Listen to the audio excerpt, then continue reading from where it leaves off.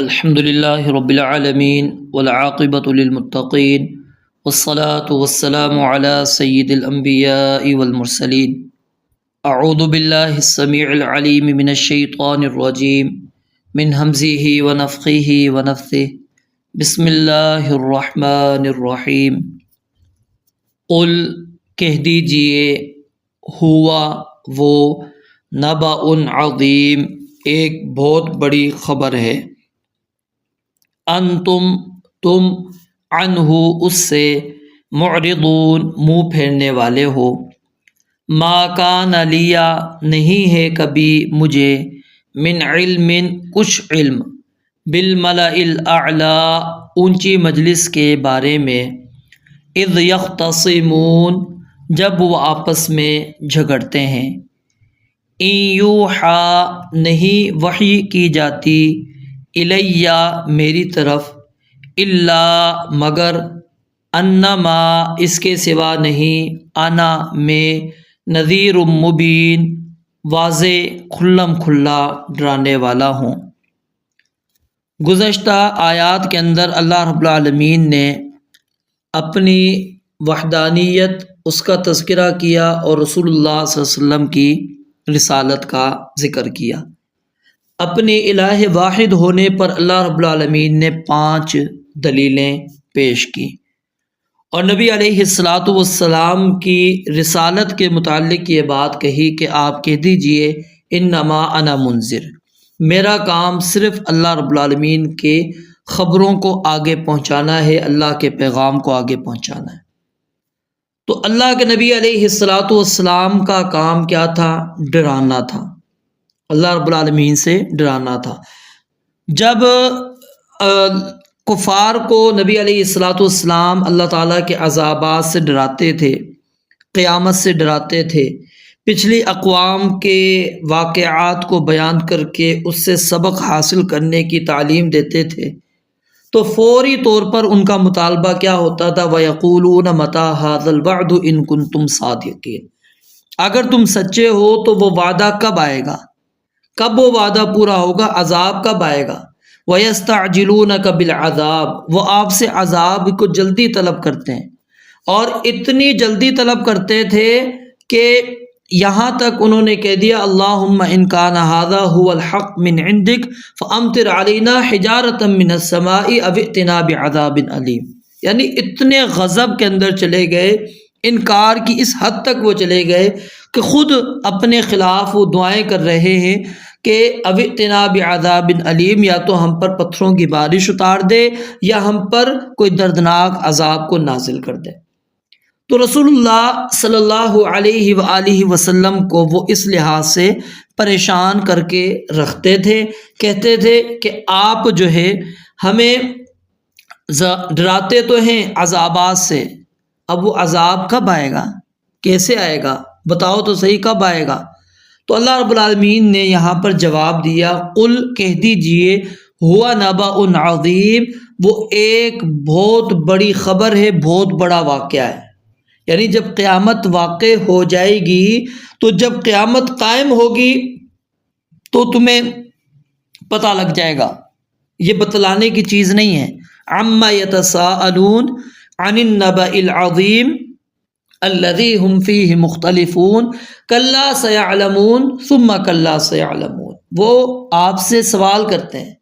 عما یتساءلون، کس چیز کے بارے میں؟ وہ آپس میں ایک دوسرے سے سوال کر رہے ہیں۔ عن النبأ العظیم، بڑی خبر کے بارے میں۔ نبأ میں نے آپ کو بتلایا تھا، اس کا استعمال ہر خبر کے لیے نہیں ہوتا، بلکہ جو خبر مفید ہو، جو علم یا غلبہ ظن کا فائدہ دیتی ہو، جس کو ہم جھٹلا نہیں سکتے، ٹھیک ہے، اس کو کہا جاتا ہے نبأ۔ قل ہوا نبأ عظیم، کہہ دیجئے کہ وہ قیامت بہت بڑی خبر ہے۔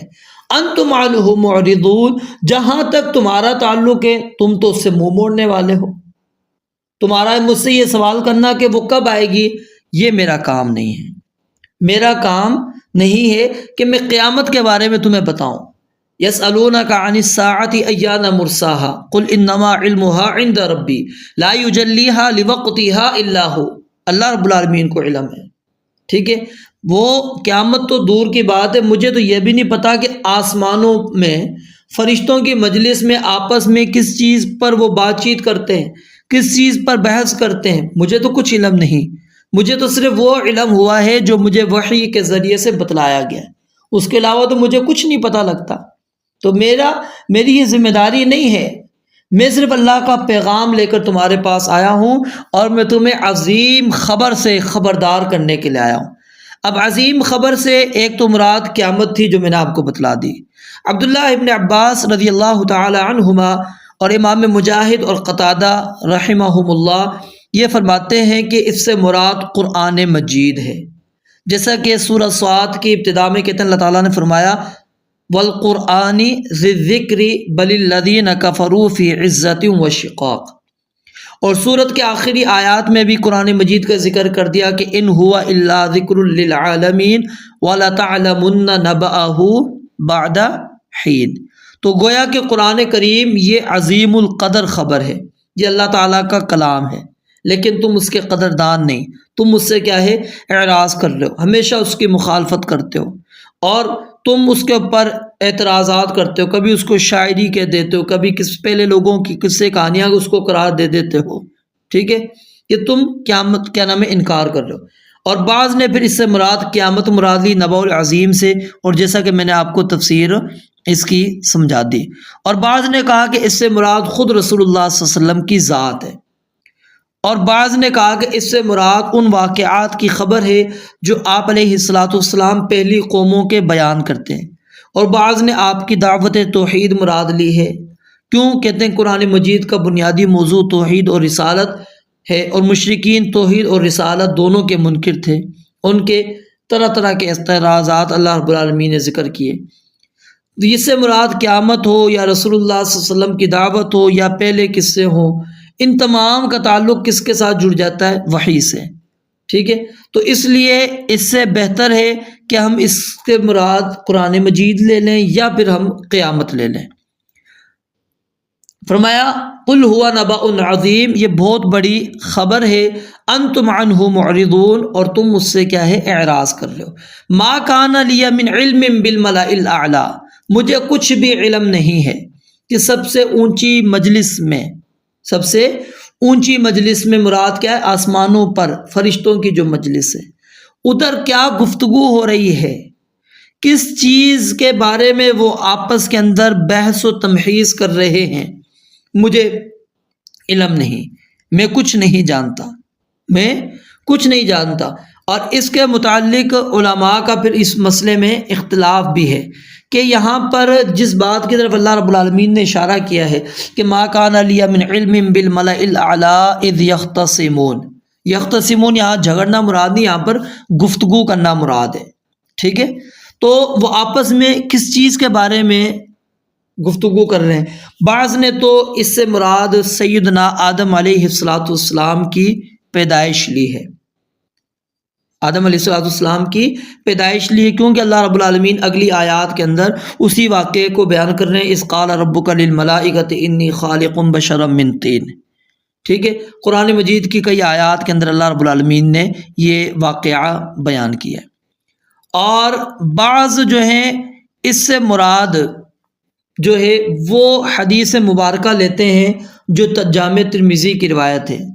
ایک مرتبہ رسول اللہ صلی اللہ علیہ وآلہ وسلم صبح کی نماز کے لیے بڑی تاخیر سے آئے۔ سیدنا معاذ بن جبل رضی اللہ عنہ بیان کرتے ہیں کہ ہم صبح نبی علیہ الصلوۃ والسلام کا انتظار کرتے رہے حتیٰ کہ آپ بڑی تاخیر کے ساتھ آئے، اور یہاں تک کہ قریب تھا کہ ہم سورج کی ٹکیا دیکھ لیں۔ پھر آپ جلدی سے نکلے، نماز کی اقامت کہی گئی، اور آپ علیہ الصلوۃ والسلام نے نماز پڑھائی، اور نماز بڑی مختصر پڑھائی۔ جب سلام پھیرا تو آواز کے ساتھ ہمیں فرمایا اپنی اپنی جگہ پر اسی طرح بیٹھے رہو۔ پھر فرمایا اما انی ساحدثکم ما حبسنی عنکم الغداۃ، میں تمہیں بتاؤں گا کہ آج صبح مجھے کس چیز نے تم سے روکے رکھا، میں آخر لیٹ کیوں آیا تھا۔ انی قمت من اللیل فتوضأت، میں رات کو اٹھا، میں نے وضو کیا، فصلیت ما قدر علی، جتنی اللہ نے میرے مقدر میں رکھی، قسمت میں لکھی تھی، میں نے نماز پڑھی، فنعست فی صلاتی، اور مجھے نماز کے اندر اونگ آ گئی، حتی تثقلت، یہاں تک کہ میں کیا ہے، میں نے بھاری پن محسوس کیا، فاذا انا بربی تبارک و تعالی فی احسن صورت، تو میں نے دیکھا کہ اچانک میرے سامنے رب العالمین ایک بہترین صورت کے اندر ہیں۔ فقال یا محمد، انہوں نے کہا اے محمد علیہ الصلاۃ والسلام، قلت لبیک ربی، میں نے کہا اے میرے رب میں حاضر ہوں۔ قال فیما یختصم الملأ الاعلیٰ، اللہ تعالیٰ نے کہا کہ بتاؤ کہ یہ ملائے اعلیٰ میں کس چیز کے بارے میں گفتگو کر رہے ہیں؟ قلت لا ادری، میں نے کہا مجھے نہیں پتا۔ قالہا ثلاثا، آپ نے یہ 3 بار یہ بات کہی۔ قال فرأیتہ، کہتے ہیں میں نے دیکھا، وضع کفہ بین کتفی، اللہ تعالیٰ نے اپنی ہتھیلی کو میری کندھوں کے درمیان رکھا، حتی وجدت برد اناملہ، یہاں تک کہ میں نے ان کے پوروں کی ٹھنڈک کو محسوس کیا، بین ثدیی، اپنے سینے میں آگے، فتجلی لی کل شیء، ہر چیز میرے لیے کھل کر سامنے آ گئی، وعرفت، اور میں نے پہچان لیا۔ فقال یا محمد، پھر کہا اے محمد علیہ الصلاۃ والسلام، میں نے کہا اے میرے رب میں حاضر ہوں۔ کہا کس چیز کے اندر فرشتے جھگڑ رہے ہیں؟ میں نے کہا کفارات کے اندر۔ کہا وہ کیا ہے؟ میں نے کہا مشی الاقدام الی الجماعات، نماز کے لیے باجماعت ادا کرنے کے لیے پیدل چل کر جانا، والجلوس فی المساجد بعد الصلوات، اور نماز ادا کرنے کے بعد مسجد کے اندر بیٹھے رہنا، واسباغ الوضوء فی المکروہات، ناپسندیدگی کی حالت میں مکمل طور پہ وضو کرنا۔ قالا، کہتے ہیں ثم فیما، پھر کس چیز کے اندر وہ بات کر رہے ہیں؟ میں نے کہا اطعام الطعام، کھانا کھلانے کے متعلق، ولین الکلام، نرم گفتگو کے متعلق، والصلاۃ باللیل، اور رات کو نماز پڑھنے کے بارے میں، والناس نیام، اور لوگ جب سوئے ہوئے ہوں۔ قالا، کہا سل، مانگو۔ قلت، میں نے کہا اللہم انی اسألک فعل الخیرات وترک المنکرات وحب المساکین وان تغفر لی وترحمنی وَإِذَا أَرَدْتَ فِتْنَةً فِي قَوْمٍ فَتَوَفَّنِي غَيْرَ مَفْتُونٍ وَأَسْأَلُكَ حُبَّكَ وَحُبَّ مَنْ يُحِبُّكَ وَحُبَّ عَمَلٍ يُقَرِّبُ إِلَى حُبِّكَ۔ یہ میں نے دعا کی کہ اللہ میں تجھ سے سوال کرتا ہوں فعل الخیرات، نیکی کے جتنے بھی کام ہیں ان کے کرنے کی، کہ تو میری مدد کر، میں وہ نیکی کے کام کر سکوں۔ وترک المنکرات، اور میں تجھ سے سوال کرتا ہوں کہ جتنے بھی منکرات ہیں، جن کاموں سے تو نے منع کیا ہے، ان کے چھوڑنے پر میری مدد کر۔ وحب المساکین، اور مسکینوں سے محبت کرنے پر میری مدد کر، میں تجھ سے سوال کرتا ہوں۔ وَأَن تَغْفِرَ لِي وَتَرْحَمَنِي، اور میں تجھ سے سوال کرتا ہوں کہ تو اللہ مجھے معاف کر دے، تو مجھ پر رحم کر دے۔ وَإِذَا أَرَدْتَ فِتْنَةً فِي قَوْمٍ، اور اگر تو کسی قوم کے اندر فتنہ لانا چاہتا ہو، فَتَوَفَّنِي غَيْرَ مَفْتُونٍ، اللہ مجھے اس فتنے سے پہلے اٹھا دے، آزمائش سے پہلے مجھے فوت کر دے۔ وَأَسْأَلُكَ حُبَّكَ، میں تیری محبت کا اللہ تجھ سے سوال کرتا ہوں۔ وَحُبَّ مَن يُحِبُّكَ، اور ان لوگوں کی محبت کا بھی سوال کرتا ہوں جو تجھ سے محبت کرتے ہیں۔ وَحُبَّ عَمَلٍ، اور ان عملوں کی محبت کا بھی تجھ سے سوال کرتا ہوں، يُقَرِّبُ إِلَى حُبِّكَ، جو تیری محبت کے مجھے قریب کر دیں۔ تو قال رسول اللہ صلی اللہ علیہ وسلم، تو نبی علیہ الصلوۃ والسلام نے فرمایا انها حق، بے شک یہ بات سچی ہے، یہ دعا حق ہے۔ فَادْرُسُوهَا ثُمَّ تَعَلَّمُوهَا، اس کو کیا ہے، تم پڑھو اور پھر اس کو اچھی طرح سیکھو، یعنی آپ نے اس کی پڑھنے کی، اس کو سیکھنے کی ہمیں تعلیم دی ہے۔ ٹھیک ہے، تو یہ روایت صحیح روایت، امام البانی رحمۃ اللہ علیہ نے اس کو صحیح قرار دیا ہے۔ تو ایک تو اس حدیث کے مطابق بعض علماء نے یہ کہا کہ ملأ الاعلیٰ میں جو فرشتے گفتگو کر رہے تھے وہ یہ گفتگو ہے۔ ٹھیک ہے، دوسری بات میں نے آپ کو بتلا دی، فرشتوں کا گفتگو کرنا کیا ہے کہ جب اللہ رب العالمین نے کہا کہ میں آدم علیہ السلام کو پیدا کرنے لگا ہوں، تو اس وقت جو انہوں نے گفتگو کی وہ ہے۔ تو یہ بہرحال کچھ بھی مراد ہو سکتی ہے، کیونکہ اللہ رب العالمین نے یہاں پر کوئی واضح کلیئر بات ہمارے سامنے نہیں بیان کی کہ وہ کس چیز کے بارے میں فرشتے آپس میں گفتگو کر رہے تھے۔ اب یہ جو روایت میں نے آپ کے سامنے پیش کی تھی جامع ترمذی کی، اس کے اندر ایک تو اللہ رب العالمین کی صورت کا تذکرہ آپ نے سنا، اور دوسرا ہاتھوں کا۔ اللہ رب العالمین کی صورت اور ہاتھ اور انگلیاں، ان کا تذکرہ موجود ہے قرآن کریم کی آیات اور احادیث کے اندر بھی۔ تو صحابہ کرام اور ائمہ سلف وہ اللہ رب العالمین کی ان صفات کو بلا کیف اور بلا تشبیہ ہی تسلیم کیا کرتے تھے، ان کی کوئی تعویلیں نہیں کرتے تھے۔ لیکن معتزلہ، جہمیہ، وہ ان کی تعویلیں کیا کرتے تھے۔ امام ابو حنیفہ رحمۃ اللہ علیہ فرماتے ہیں وَلَهُ يَدٌ وَوَجْهٌ وَنَفْسٌ، اللہ رب العالمین کا ہاتھ بھی ہے، چہرہ بھی ہے اور نفس بھی ہے۔ فما ذکرہ اللہ تعالی فی القرآن من الوجہ والید والنفس فہو لہ صفات بلا کیف، کہ جو اللہ تعالیٰ کے چہرے، ہاتھ اور نفس کا ذکر قرآن مجید کے اندر آتا ہے، یہ بلا کیفیت اللہ تعالیٰ کی صفات ہیں، ٹھیک ہے۔ ولا یقال، اور یہ نہیں کہا جائے گا کہ یہاں پر ید سے مراد اس کی قدرت ہے یا اس کی نعمت مراد ہے، کیوں؟ لأن فیہ ابطال الصفہ، اس کے اندر اللہ رب العالمین کی صفت کا ابطال لازم آتا ہے۔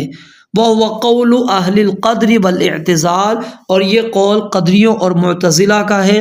وہ کہتے ہیں کہ نہیں، ہاتھ سے مراد کیا ہے؟ اللہ رب العالمین کی قدرت، اللہ رب العالمین کی نعمت۔ تو یہ قول امام ابن ابی العز انہوں نے شرح عقیدہ طحاویہ کے اندر امام صاحب کا نقل کیا ہے۔ تو ایک تو اللہ تعالیٰ کی جو صفات ہیں ہم اس کو من وعن اسی طرح تسلیم کریں گے، بغیر کسی کیفیت اور بغیر کسی تشبیہ کے۔ پھر دوسرا ادھر یہ ایک لفظ میں نے آپ کے سامنے پڑھا تھا فتجلی لی کل شیء، میرے لیے ہر چیز کھل کر سامنے ہو گئی، ٹھیک ہے۔ اور کچھ روایات کے اندر الفاظ ہیں فعلمت ما فی السماوات وفی الارض، جو کچھ آسمانوں میں اور زمین میں سب کچھ میں نے جان لیا۔ فعلمت ما بین المشرق والمغرب، بعض روایات میں یہ ہے کہ مشرق اور مغرب کے درمیان جو کچھ تھا مجھے سب کچھ مجھے علم ہو گیا۔ تو یہاں سے بعض لوگوں نے نبی علیہ الصلوۃ والسلام کے عالم الغیب ہونے کا استدلال کیا کہ کلو شیء، کل کا لفظ اور ما کا لفظ، وہ کہتے ہیں یہ دلالت کرتا ہے کس چیز پر؟ ہر چیز پر۔ لیکن یاد رکھیں یہ ہر جگہ پر ما اور کل یہ عموم کے لیے نہیں ہوتا۔ اگر آپ کہتے ہیں تو پھر اس آیت کا کیا مفہوم بیان کریں گے؟ علم الانسان ما لم یعلم، کہ اللہ تعالیٰ نے انسان کو وہ سکھایا جو وہ نہیں جانتا تھا۔ تو ما اگر عموم کے لیے ہے تو اس کا مطلب پھر ہر انسان کو علم کلی کیا ہے؟ حاصل ہے، ٹھیک ہے۔ پھر ملکہ بلقیس کے بارے میں کیا فرمایا تھا؟ وَأُوتِيَتْ مِنْ كُلِّ شَيْءٍ، تو کیا مطلب ہر چیز میں سے اس نے حصہ پایا تھا۔ وَكَتَبْنَا لَهُ فِي الْأَلْوَاحِ مِنْ كُلِّ شَيْءٍ مَوْعِظَةً وَتَفْصِيلًا لِكُلِّ شَيْءٍ، ہم نے تورات کے اندر ہر چیز جو نصیحت کی تھی وہ ڈال دی، ہر چیز کے تفصیل احکام لکھ دیے۔ تو یہاں کل ہی نہیں بلکہ تفصیلا لکل شیء کے الفاظ ہیں۔ تو کیا مطلب ساری دنیا کی ساری چیزیں وہاں پر موجود تھی، سارے احکامات تھے؟ نہیں، لیکن کیا ہے وہاں پر یہ وہ خصوصیت کا احتمال ہے کہ نہیں، یہاں پر ہر چیز مراد نہیں بلکہ خاص چیزیں جو ان کے اندر موجود تھی۔ تو نبی علیہ الصلوۃ والسلام اگر آپ کے لیے ہر چیز کھل کر سامنے آ گئی تھی، آپ نے ہر چیز کو دیکھ لیا تھا، آپ کے علم میں آ گئی تھی، تو پھر ان واقعات کا، ان روایات کا آپ کیا کریں گے جس کے اندر نفی آ رہی ہے؟ جیسا کہ سیدہ عائشہ رضی اللہ تعالیٰ عنہا کا جب سفر میں ہار گم ہو گیا تھا، اس واقعے کا آپ کیا کریں گے؟ یہودی عورت نے جو آپ کے کھانے کی دعوت کی، زہر ملا کر دیا، آپ نے اس کو تناول بھی کیا، پھر آپ کے صحابی بشر بن برا وہ شہید بھی ہو گئے اس کے کھانے کی وجہ سے۔ تو آپ کو اگر علم تھا تو پھر آپ نے کیوں کھایا، کیوں صحابی کو کھانے دیا؟ پھر اس شہادت کا ذمہ دار کون ہوگا؟ قیامت کے بارے میں جب آپ سے سوال کیا گیا تو کیوں کہا کہ اس کا علم اللہ تعالیٰ کے پاس ہے؟ کہہ دیتے میرے پاس علم ہے، ٹھیک ہے۔ اور یہ سوال آپ کی وفات سے 1 مہینے پہلے آپ سے پوچھا گیا۔ پھر جب آپ کے سامنے ایک مرتبہ گوشت رکھا گیا، بھنا ہوا سانڈا تھا، آپ نے ہاتھ بڑھایا، لیکن جب بتایا گیا کہ یہ سانڈا ہے، آپ نے فوراً اپنے ہاتھ کو کھینچ لیا، اگر آپ کو پتہ تھا پھر کیوں آپ نے ہاتھ ادھر آگے کیا تھا، پھر کھینچا کیوں؟ پھر قبیلہ عقل اور رنیہ کے کچھ لوگ جو مسلمان ہو کر آئے، پھر نبی علیہ الصلوۃ والسلام نے ان کو باہر بھیجا مدینہ طیبہ کے، ان کو اونٹ دیے، پھر انہوں نے چرواہے کو قتل کیا۔ یہ سارا جو واقعہ ہے اس سے کیا ہے، کیا ثابت ہوتا ہے کہ نبی علیہ الصلوۃ والسلام کو سارا کچھ معلوم تھا، تو پھر آپ نے یہ کیوں کیا؟ پھر آپ نماز پڑھا رہے ہیں تو نالین مبارک پہ گندگی لگی ہوئی تھی، تو دوران نماز جبریل امین علیہ الصلوۃ والسلام نے آپ کو آ کر بتلایا تو آپ نے اتار دی، پھر صحابہ نے بھی اتار دی آپ کو دیکھ کر، پھر آپ نے صحابہ سے پوچھا کہ تم نے کیوں اتاری؟ اگر آپ کو علم تھا پھر سوال کیوں تھا؟ تو یہ اس طرح کی بہت ساری روایات موجود ہیں جو اس چیز کی نفی کرتی ہیں کہ اللہ رب العالمین نے آپ علیہ الصلوۃ والسلام کو غیب کا علم نہیں رکھا، نہیں دیا۔ یہ اللہ رب العالمین کی صفت ہے، عالم الغیب، انما الغیب للہ وللہ غیب السماوات والارض ان اللہ یعلم الغیب قل لا یعلم من فی السماوات والارض الغیب الا اللہ۔ بلکہ نبی علیہ الصلوۃ والسلام کے بارے میں کیا کہا؟ ولا اعلم الغیب، آپ یہ اعلان کرو کہ مجھے غیب کا علم ہی نہیں ہے، میں تو جانتا ہی نہیں ہوں غیب کیا چیز ہے، مجھے تو علم ہی نہیں ہے۔ پھر اگر آپ کے پاس ہر چیز تھی تو پھر کم از کم یہ آپ نے یہ کیوں کہا رب زدنی علما؟ پھر مزید کیا علم مانگ رہے ہیں؟ آپ کے پاس تو ہر چیز آ چکی تھی، پھر مزید آپ کس چیز کا سوال کر رہے ہیں؟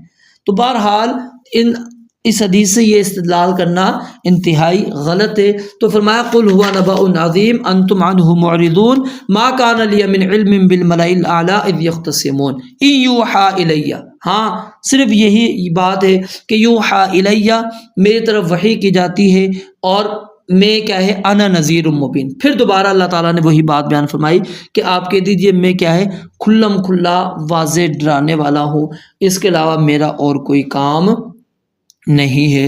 رب العالمین سے دعا ہے اللہ تعالیٰ سمجھنے عمل کرنے کی توفیق عطا فرمائے۔ وآخر دعوانا ان الحمد للہ رب العالمین۔